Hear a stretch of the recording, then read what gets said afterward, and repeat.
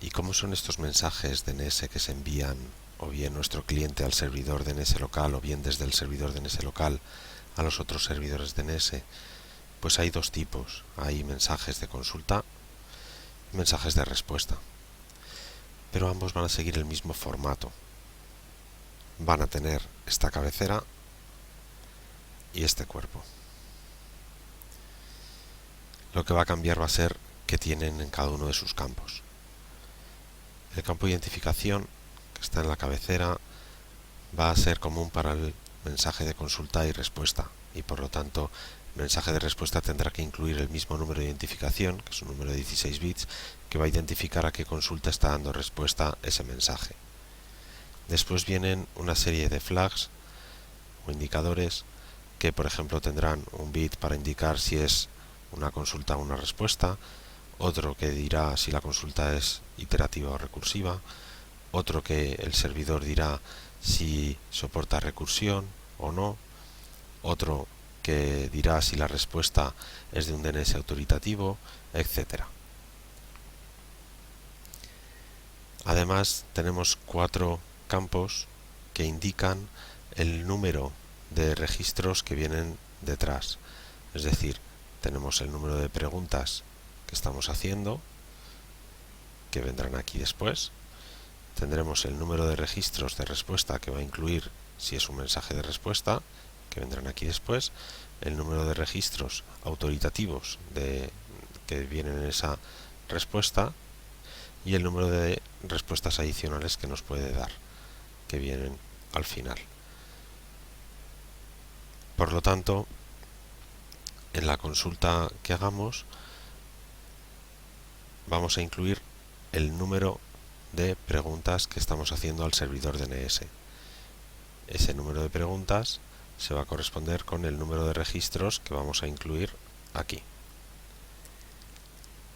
Perdón, número de preguntas, no registros. En este caso es qué consultas estamos haciendo al servidor DNS.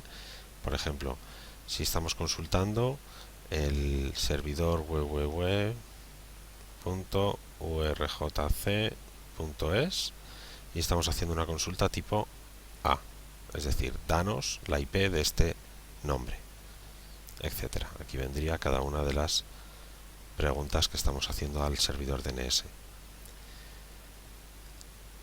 El mensaje y los demás campos en un mensaje de consulta irían vacíos. Aquí iría 0, aquí iría 0, 0 y aquí no vendría nada en estos 3 valores. En la respuesta nos vuelve a incluir el número de preguntas y nos vuelve a incluir las preguntas igual que en el mensaje de consulta, es decir, ahí se repite, pero incluye los valores ya de respuesta, es decir, aquí ya nos incluye los registros que se asocian a esta consulta. En este caso que hemos hecho una consulta tipo A, pues aquí nos diría que nos devolvería el registro tipo A de este servidor, que sería el nombre y la dirección IP. 125.4, me lo estoy inventando, .10.8, ¿vale? Etcétera. A cada una de las preguntas que hayamos hecho nos devolverá varios registros. Después, si alguno de esos valores viene de un DNS autoritativo, nos incluiría los registros aquí, en este campo especial para DNS autoritativos, es decir, los DNS que no viene una respuesta de una caché, sino que viene de un DNS, el DNS original que tiene el registro original de ese servidor, de esa máquina. Y por último, tenemos incluye un número de respuestas adicionales, de registros adicionales que nos da porque piensa que pueden sernos útiles. ¿Vale? Veremos en la práctica y en los ejemplos qué tipo de registros nos da. Pero por ejemplo, como viene aquí, el campo de respuesta a una consulta MX tiene el registro con la dirección canónica del servidor de correo, pero es muy probable que también quiera el registro tipo A, porque nos dan la dirección canónica, pero no nos dan la IP, y yo al final lo que voy a necesitar es la IP. Entonces el MX me va a devolver el nombre del servidor de correo de ese dominio, pero aquí en registros adicionales nos va a decir, y además ese servidor, que es server mail.urjc.es, tiene la IP 215.4.7.28, ¿vale? Por ejemplo, ya digo, me las estoy inventando. Entonces, estos registros adicionales se incluyen al final del mensaje de respuesta. Veremos varios ejemplos en la práctica 3 utilizando tanto NSLOOKUP como DIG, ¿vale? Que es otro comando. Aquí podemos ver un ejemplo en el que podemos hacer un NSLOOKUP de una máquina, en este caso un servidor web del Meet, y al no poner ningún tipo de consulta que estamos haciendo, por defecto es una consulta tipo A. Por lo tanto, primero nos dice qué servidor nos está dando esa respuesta. Este es el servidor DNS que nos contesta, que es nuestro DNS local, y nos devuelve el registro tipo A, es decir, que la máquina www.meet.edu tiene esta IP. También podemos especificar otro tipo de consultas, como es una consulta NS, en la cual voy a pedir los nombres de los servidores DNS que tiene el dominio meet.edu. Es decir, si yo quiero preguntar un registro tipo A, una IP de cualquier máquina que está dentro de ese dominio meet.edu, ¿a qué servidor DNS le tengo que preguntar? Igualmente, primero me dice qué servidor me está dando la respuesta, y luego me dice que me está dando unas respuestas no autoritativas y me devuelve 3 nombres de servidores. Me devuelve que uno de ellos es Bitsy, otro Strobe P y otro W20NS. Esos 3 servidores son servidores DNS del dominio meet.edu. A ellos, a cualquiera de esos 3, están replicados. Puedo preguntarle por registros tipo A o tipo MX o otro tipo de registros del dominio meet.edu. Además, esta consulta me proporciona unos registros adicionales que, como hemos visto, irían al final de la respuesta, que son, me está dando los nombres pero no me da las IPs. Como sabe que a mí lo que me interesa son estos son registros adicionales, ¿vale? Son las IPs, lo que me interesa son las IPs, pues me devuelve esos nombres con qué IPs se corresponden, ¿vale? Y me devuelve estas 3 IPs. Por último, vemos también que podemos hacer consultas de cuál es la IP de una máquina preguntándole a otro servidor DNS que no sea nuestro servidor local, que lo incluimos aquí. Entonces, el servidor que nos responde ya no es nuestro servidor local, sino es otro, en este caso uno de los que es un servidor DNS de los que hemos consultado antes en el meet.edu. Le estamos preguntando por otra IP de una máquina que no corresponde a ese servidor DNS. Lo normal es que nos diga pues que no tiene ni idea y que eso no es de su competencia, pero algunos son amables y nos pueden hacer la búsqueda y nos dicen cuál es la IP de esa máquina. Veamos ahora cómo se crean esos registros DNS y quién los crea. Imaginemos que yo he comprado un dominio, cesarcacerestaradriz.com. No he comprobado, lo mismo esto va a una página porno o algo, no quiero ni comprobarlo. Yo tengo aquí un servidor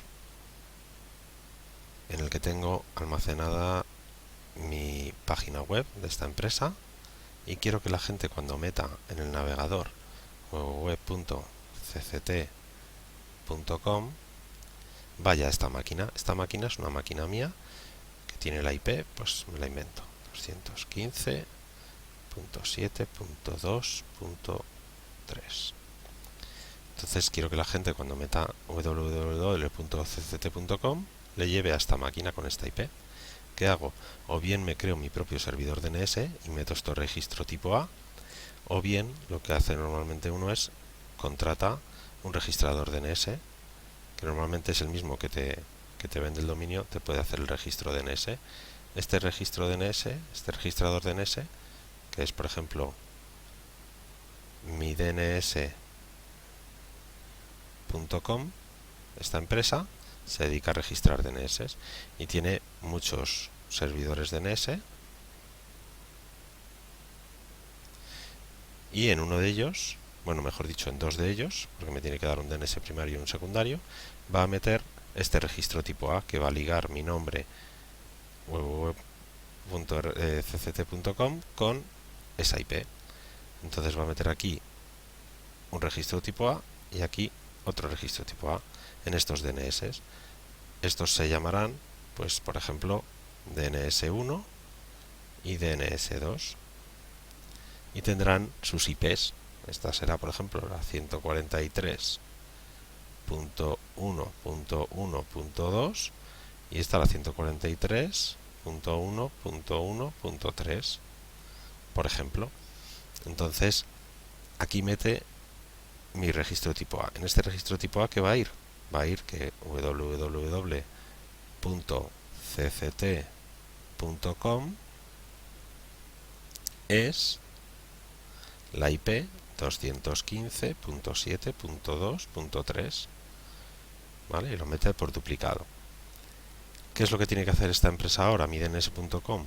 Pues decir a la instancia superior, al DNS superior, que en este caso es el TLD, el Top Level Domain, el .com, decirle dónde puede encontrar estos registros tipo A. Estos van a ser mis DNS autoritativos. Entonces lo que hace es, va al TLD.com, que tiene también sus servidores DNS, y le dice al TLD.com, que es el que corresponde con mi dominio, cct.com. Le dice, si alguien te pregunta por el dominio